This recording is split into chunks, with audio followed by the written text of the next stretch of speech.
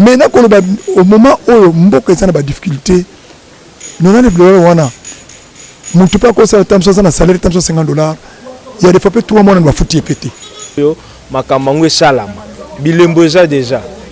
Donc tout a été déjà fait, tout a été déjà dit. Maintenant, tout ça, on pose ça sur quoi? Makambwe salama. Ce que salami, avantage est aux alaya. Biso pena bango. Que nous avons la campagne, nous avons la campagne, nous avons autorité morale, nous avons la campagne, nous avons parti politique, nous avons voté, nous avons voté, nous avons voté. Mais une fois que nous avons la manette, tout le monde a les contraires. On a tout après consultation que va se mettre d'accord, va en place un mécanisme où il paie sa population, aux populations de Luka.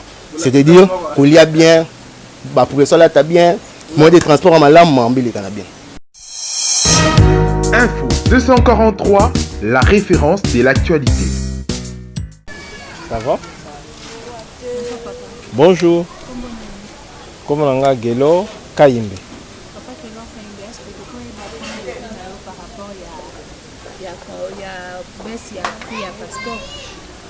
Oui, Yokiango, Tolandiango, vraiment c'est une bonne chose. Parce que ça fait un bout de temps, parce que qui passe, le montant a été divisé, je crois, par 2, donc $99. Donc c'est le comment malam au tobané causé là.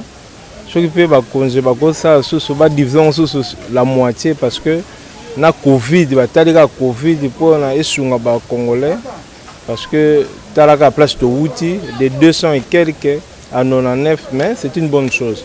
On comprend que petit à petit et les choses vont avancer. Bon, consultation est à malamo parce que tout le monde banda mandat. Tout le monde que les deux partis cash FCC, donc Boyo Kanifoueme Zate. La sincérité de part et d'autre, ils ont vraiment respecté. Bon, la FCC, c'est pas tout le monde qui est mauvais. Na cash le même, donc ils ont des moko.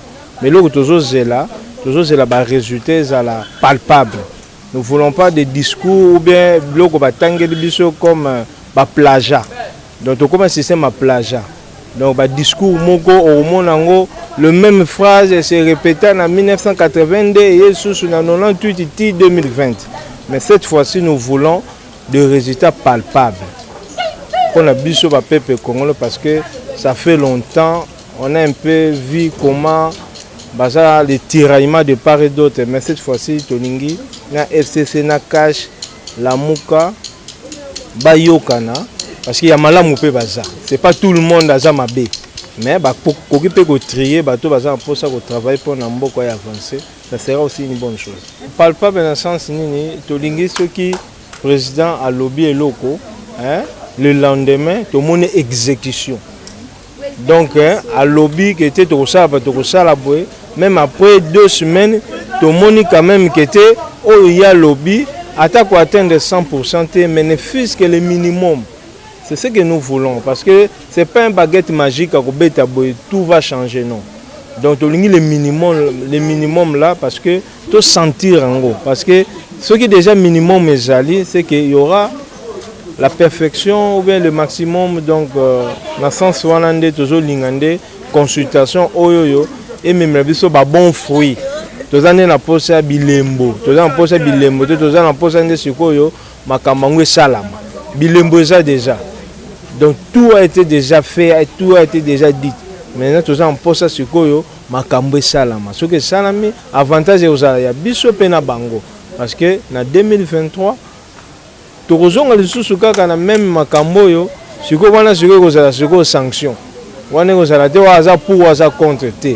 Donc vous allez kaka nega mutunyo sur la mukana tongo, nde mutunyo sur yeba nenge Makambwe Salama. Donc ça sera comme ça. Merci, c'est moi qui vous remercie. Je suis Raphaël Walukonka. Mesdames et messieurs, prière de vous abonner sur Info 243 afin de suivre le reste d'actualité en direct de la République démocratique du Congo. Pour na koyeba basango ya Congo, pe koyeba makambo nyonso ekoleka na Congo, batata ba mama bo s'abonner na Info 243 na mwana na bino Raphaël Walukonka. Merci. Bon. Effectivement, passeport n'est que prix. Prix on a voire même montant au bâtier, ils ont montant moko un peu dérisoire par rapport il y a ba au baza ko se retrouver nango. Mais automatiquement passeport ezaki loko moko oyo mwana nyo surtout ya mboka waza plus de 18 ans et sengelaki azala nango. Parce que ezali document moko eko permettre moto ko déplacer na esika nyo surtout oyo esengeli a déplacer. Mais tango bati yango $90, $90 surtout mais ko référer moi moké et cause la paie tam sous salaire à 2 personnes na kati mboka. Donc c'est déjà plus cher par rapport na montant oyo bakoko tiango. Il faut ça na montant moko où ils ko représenter voire même atana frais moko ya mwana ou azoko tanga atana maternelle ou bien na nani moko pour permettre moi mutu azala nango. Donc nakolo ba pona passeport yango wana selon mon point de vue.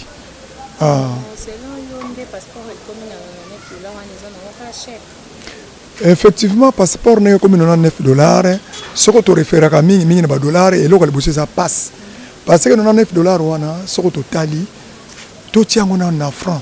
Bon, au moins, et que ça l'équivalent à combien de francs congolais? Hein?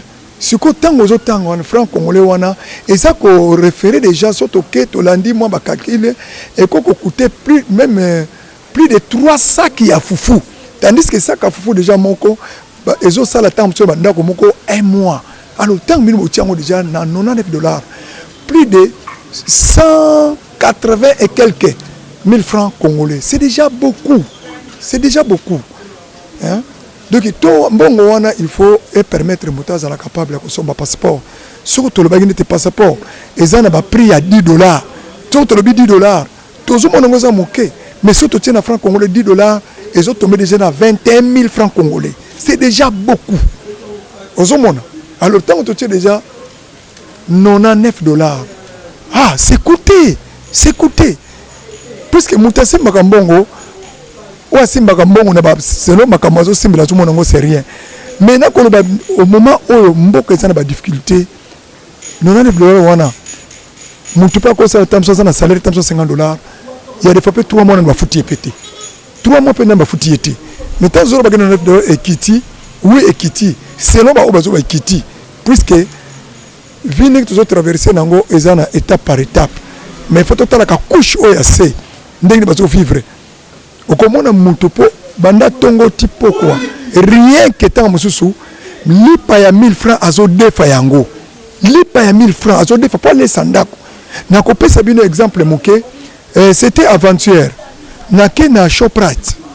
Na ke sombelo ko monde s'intéresse ki nango j'ai vu vraiment un papa azala alati kitoko bien la na cravate na ye. Aye pembeni na nga s'approcher le ah mon frère na mona sepelaka mingi na biloko ya ngabi bona sepelaka nango mingi po soto comme na poko na lia kango tanga zo solo na nga après le binanga mon frère na mona ke na moi bouteille moko en plastique ya jus abi mon frère ne mo moninga bona jus oh na zangi loko ko pesa bana est-ce qu'il y a-t-il pas moyen o meka ko sunganga tana moya mokena somba talipa comme ça na kene nango na ndako pourtant on zo koma na ndako bana balobi ke papa a envie.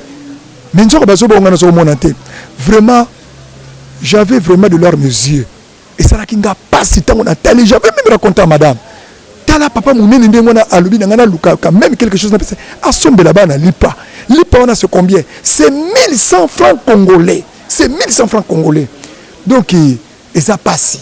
Alors tant pour le makambo ya passeport, tant on a béni référence na lipa 1100 francs congolais. Tala niveau tozanango. Donc je pense que c'est ça, on peut ça pour développer en gros.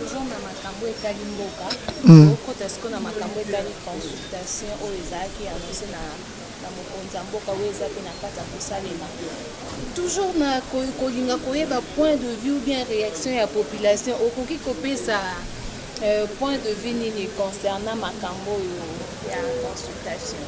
Bon, au point de vue à consultation, naza mwana mboka nazoyoka consultation peut aux la ndama moké malheureusement que ba courant ezala raté mais ba facture eza très zoya vraiment dona ko ba moya kuta ko bezalité surtout me ko landa même ba parcelle mingi ba tangela ka l'état ba chiffre que ba bonné bazana nyongo ya autant de millions mais or snel bonga zombongo wana en espèce à cause on te ponani parce que courant bato bazalaka nango te mais facture fin du mois eyaka donc eza lokola bato moko toza kaka kotambola na cadre ya dictature donc osalela courant te okofuta kaka courant ozolanda alors tant que bato bazofuta yango te snel aza koenglobe kaka bamontant tandis que bamontant wana aza koenglobe okokota na ndako moko aza na nyongo ya 4 millions de francs congolais 4 millions de francs congolais kuna mona 6 millions de francs congolais mais soko tuni ba période oyo azalaki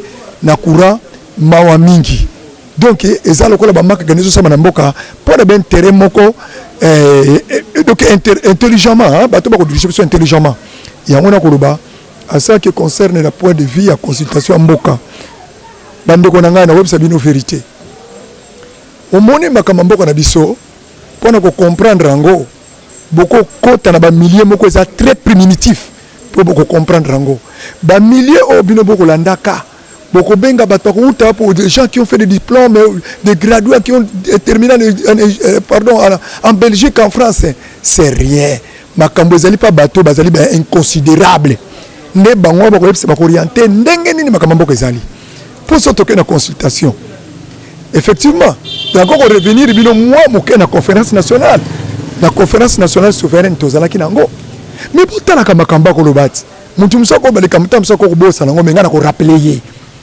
na ko rappeler bino ezali loko moko très capital soko total na conférence nationale cardinal à cette époque là monseigneur Mosengazaki cardinal abetaki marteau na mesa tango makele les alaki abeti papa silence dans la salle silence makambo nini yabimisaki abinazo regretter lelo oyo RDC ezana bomengo nyonso tozana ba cuivre tozana ba diamant tozana ba matière première ebele mais mboka eza toujours na passe biloko wana eza ya biso te meza bakoko na biso lelo bakoko na biso bapesa biso biloko wana soki lelo balamuki batuni biso bomengo oyo topesaki bino bosalelaki yango nini tokoloba nini tala bato bazwi yango comme blague mais bato bayebi ke makambo mboka nga nazwaki yango parce que je connais nayebi niveau mboka na biso alobi eloko wana me bato bazwi yango ka eloko moko dérisoire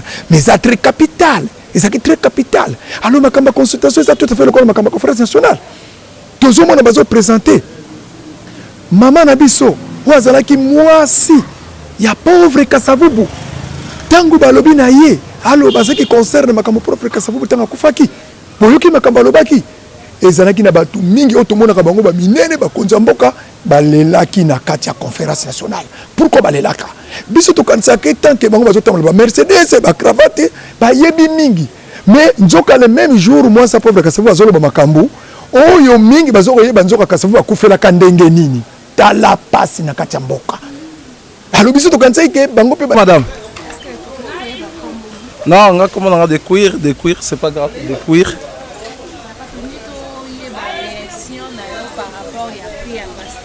des acquis du na kala comment que cette passeport va même na $300 mais des passeports qui na $9 réaction na yo ezali non réaction na ezali donc il a refesté le chef de l'état parce que armolande la makambu nyos de près donc c'est bien makasi donc chef de l'état a umelana Congolais biso linga moi c'est bodozaka bochaka mambango na moi c'est ndeti passeport ekitibo et ça nga bien dans ma part et ça nga pena kitoko na c'est peu makasi boyende zala na bato baloba que chef de l'état à chaque fois ça la promesse à Kobisaka monte cette fois nous avons quand même vu que à ça qui promesse de passeport que prix et kokita et kiti réaction na bino sentiment na bino par rapport ya nini passeport et kiti bo sentiment na bino ezali non ba chef de l'état ba leka na bango ba ça na pe mabete ya mabe bazali donc pour le moment chef de l'état autozana azam mystique azap na chef de l'état mo boito soutenir yetina suka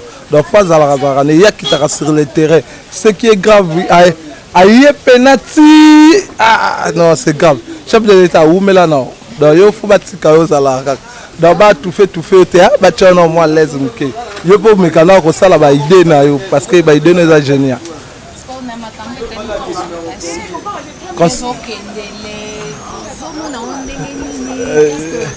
par là bangonde baza ba politicien bangonde faut ba kota ba makambango ba bandeni ba osepesa mitema peuple comment basa biso rapport les la raté donc les la trop donc pour le moment bangonde ba nini ba osala on a pas na bino bozela nini il n'a pas besoin de la donc ba délibérer biso pour to ba kofa biso to kangama pour le moment ba délibérer biso.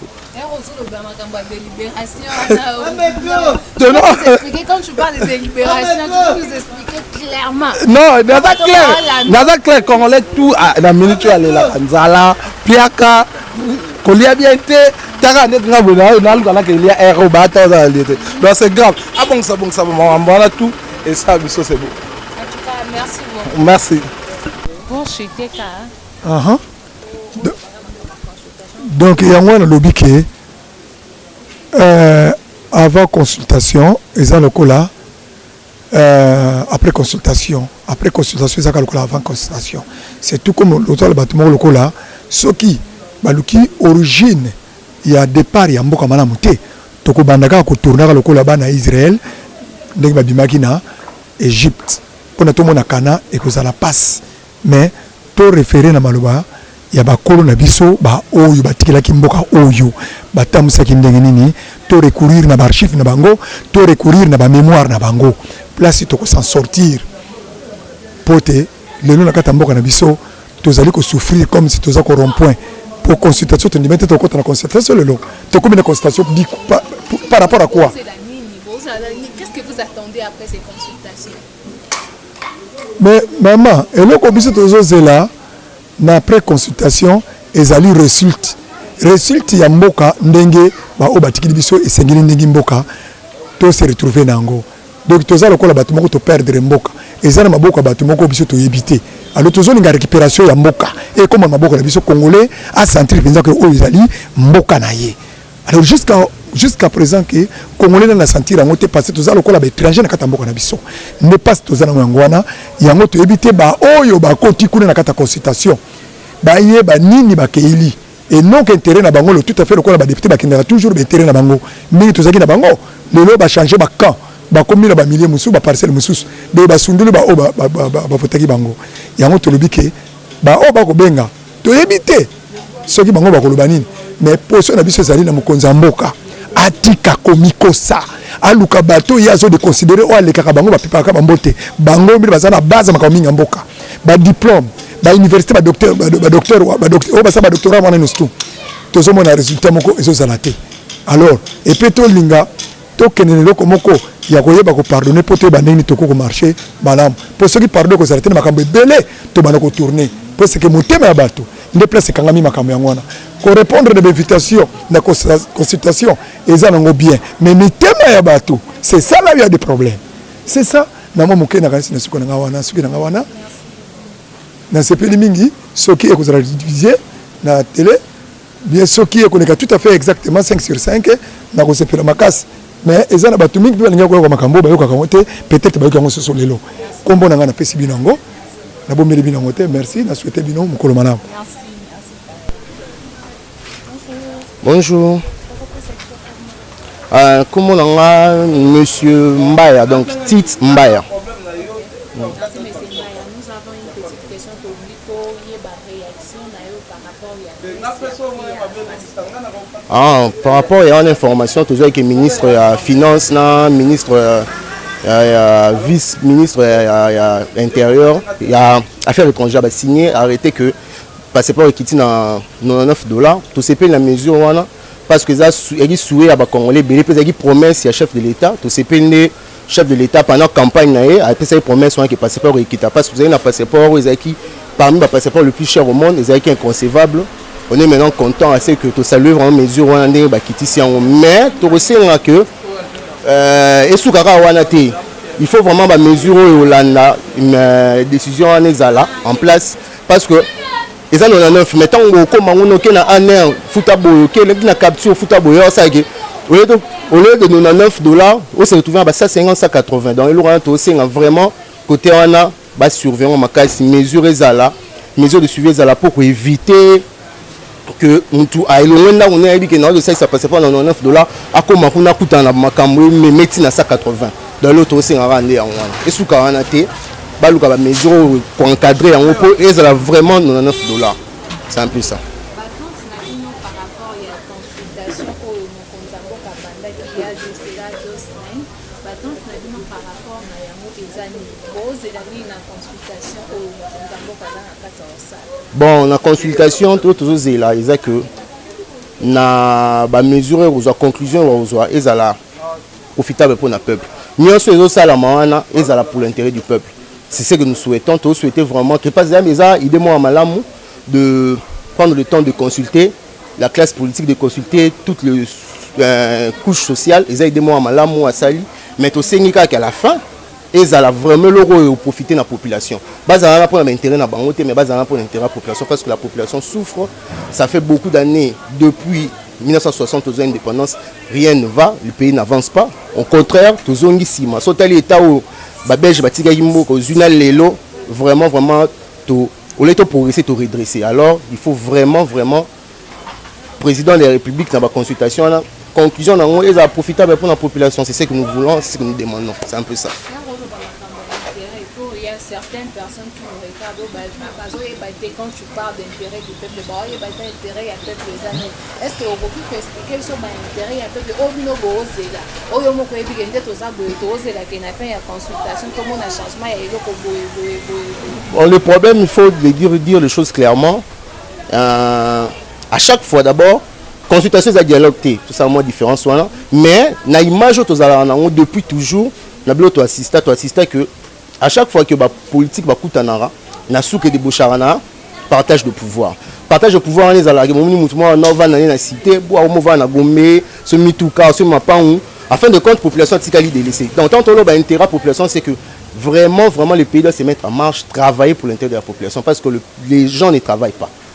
Et le remonter ça la mapo mboké avancé. Rien n'est fait. Tout est par terre, tout le monde a que les politiciens sont là, au lieu de servir, bon, bah, pour aussi servir. Parce que politique, par définition, la politique est la gestion de la cité. Ils doivent gérer la cité. Gérer la cité, c'est résoudre le problème. La population va avoir accès à eau potable, va avoir courant, normalement, soins médicaux, ils ont la qualité, tout se déplacer facilement avec les transports, à manger. Donc, c'est ça. Pour ça, il faut maintenant les gens qui doivent travailler pour l'intérêt, pour atteindre un niveau. Non? Il faut bateau bazala en place on bazala dans institution bazala pour l'intérêt non pour l'intérêt partisan bazala pour la partie politique bazala pour nous servir cause ya batou mourir bazala pour nous servir population bazala pour nous servir nation parce que nous on a la campagne mutu monter na campagne et ça biso ma autorité morale mutu monter dans la campagne et ça biso ma parti politique ba ça biso ka ke bo voter nga na osala la bino bo voter nga na osala bo mais une fois ba comment na manette ya maramongo tout le monde a les contraires on te sengi tout après consultation que va se mettre d'accord va en place mécanisme où il paie sa population aux populations de Luka c'est-à-dire qu'il y a bien la population là t'as bien moins de transport en malam mais les bien c'est un peu ça.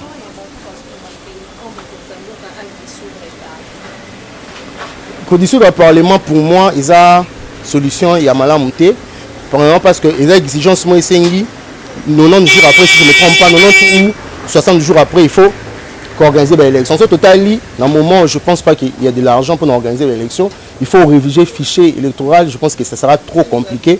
Il y a condition de Parlement. Et puis, condition de Parlement, il faut, selon la Constitution, criser entre gouvernement et l'Assemblée. Mais alors que dans le moment où le gouvernement, le Premier ministre, ils ont l'Assemblée, ils ont battu à Camoro. Ils ont passé en conflit. Donc, opportunité président du Parlement, ils ont été mais opportunité, ils ont que le président a formé majorité à Sika. Donc, à identifier majorité à Sika, à rallier les députés, où il a posé réellement changement la cause, à former majorité à Sika. Et puis, dans le moment où à Koki qu'on forme le gouvernement, et puis, ils ont la facilité au travail. C'est un peu ça. Mais au Lobaka, du Parlement, je ne pense pas qu'ils aient solution. La solution, c'est un peu difficile. La solution, ils ont eu au Salama. Ils ont rallier les députés, où ils ont vraiment posé un changement. Ils ont formé majorité à Sika. Parce que vous avez dans la Mouka, où il y a un grand nombre de députés. Les députés cash bazali les députés monsieur FCCP baza a koki ko rallier bango pour que ba former majorité sika a former gouvernement parce que gouvernement et premier ministre a robima la majorité parlementaire sera former majorité sika à cause du premier ministre et puis les choses vont avancer c'est un peu ça mais dissoudre le parlement je pense que ça ça compliqué ça peut être une bonne décision mais c'est difficile et ça là pour mettre en application les appareils on peut faire ça. Il faut appeler parmi les solutions, comme il y a moi solution, comme il y a moi soulagement, mais cause à difficile de mettre en place. Parce qu'il faut organiser les élections après quelques jours. Il faut formuler sa fichier électoral. C'est il faut bon après ça la majorité, ça sera un peu difficile. Pour organiser les élections, ça sera très très difficile. Et puis, au-delà de tout ça, il faut qu'on respecte la constitution et le biais. Parlement, il faut baser un conflit dans le gouvernement. Je vois mal. Parlement est constitué dans la majeure partie dans le FCC, dans le gouvernement où ils allaient FCC, par contre en conflit. Donc je ne pense pas que c'est possible. Mais il est possible de requalifier la majorité SICA. Donc à former la majorité SICA, à aller les députés dans la cause et puis à former le gouvernement. C'est un peu ça. Merci, c'est moi qui vous remercie. Merci. Bonjour. Comment on a exaucé? Exaucé, est-ce que tu as point de vue par rapport à la passeport? Les passeports, ils ont 200 quelques ministres pour le passeport, ils ont $9. Point de vue par rapport à la passeport en Israël. Bon, point de vue par rapport à qui a un passeport, c'est que il facilité bâtonnier surtout bazar na ngo. Vite prix na ngo n'engeza ki liboso likolo et ne pena pour faciliter bâtonnier surtout tes tâches à cause plus facilement. Mais aussi longtemps que la minute est au Kita, ça pourrait permettre en tout ça à $100 à s'en procurer passeport. Oui, c'est vraiment encouragé. Si c'est l'une des buts, il y a président Nabiso, c'est vraiment une chose à encourager. Parce que par rapport à Makambo et à la consultation, des motomoni mokonzambo kakoyamba, yambi watu FCC, yambi watu UNC, yambi watu Akasha, yambi wa parti ebele. Donc on a des consultations parce que ça fait déjà presque des semaines et nous chutons vers la fin de nos consultations de consultation Oyo Mokonzamboka à Lansaki. Parce que par rapport il y a ndenge bozo monelango na ndenge zo kendele point de vue na yo par rapport ya makambo ezani. Oui, point de vue nangai par rapport à la consultation. Tout d'abord tous en Banamboka, nous sommes tous congolais. On doit toujours dialoguer. Au cas où il y a un problème dans Katsandaku, tout le monde peut faire dans l'Andaku pour trouver une solution.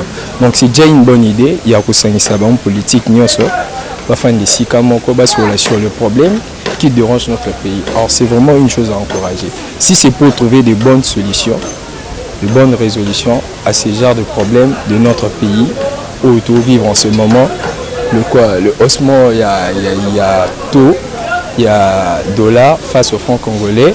Et puis le problème de santé, de d'éducation, gratuité, comment est-ce que tout ça, ils ont embrayé, ça fait le grand problématique. Mais la cas il y a dialogue, on a consultation, s'ils arrivent